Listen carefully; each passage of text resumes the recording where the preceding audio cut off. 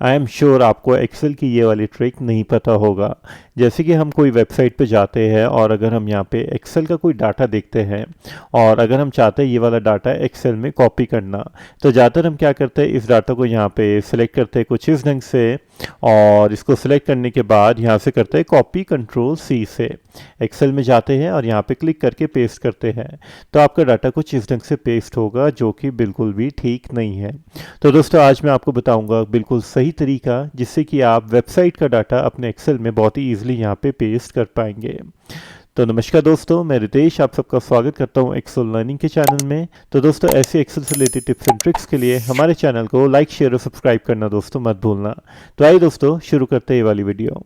अब देखिए दोस्तों, अगर आपने वेबसाइट से कोई भी एक्सेल का डाटा पेस्ट करना है अपनी एक्सेल की शीट में, तो सबसे पहले बेस्ट तरीका क्या है कि आपने अपनी वेबसाइट पे यहाँ पे क्लिक करना है, इसके यूआरएल में इसको सेलेक्ट करके यहाँ से कॉपी कर लेना है। मतलब आपने यूआरएल कॉपी करना है और उसके बाद आपने एक्सेल की शीट में जाना है।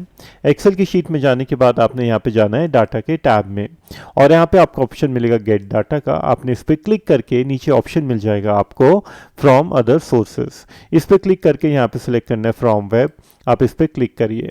इस पर क्लिक करने के बाद ये मांगेगा आपसे कि आपने डाटा कहाँ से इंपोर्ट करना है। तो हमने इंपोर्ट करना है यहाँ पे वेबसाइट से, तो जस्ट हम यहाँ पे यूआरएल पेस्ट करते हैं कंट्रोल वी से और उसका ओके प्रेस करते हैं। तो ये कुछ सेकंड्स लेगा इस वेबसाइट को लोड करने में और उससे कनेक्ट करने में। तो जैसे ही कनेक्ट करेगा आपको यहाँ पे सारा डाटा शो करेगा जो भी उस वेबसाइट में है।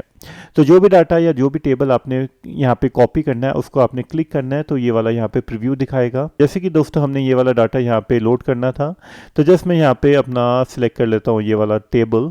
तो आप देखेंगे ये वाला टेबल यहाँ पे आपको शो कर रहा है और यहाँ पे आप डाटा को ट्रांसफॉर्म भी कर सकते हैं अलग अलग तरीके से, लेकिन अब ये डाटा हमें एज इट इज़ चाहिए। तो जस्ट मैं यहाँ पे लोड पे क्लिक कर लेता हूँ।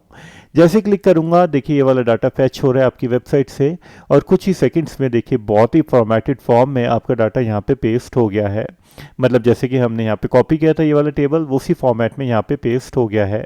और ख़ास बात क्या है कि आपको यहाँ पे शीट का नाम भी मिल जाएगा, उसी शीट का जो टेबल का नाम है। और साथ ही में जैसे आप यहाँ पे क्लिक करेंगे टेबल डिज़ाइन के ऑप्शन में जाके इस डाटा की फॉर्मेटिंग भी कर सकते हैं।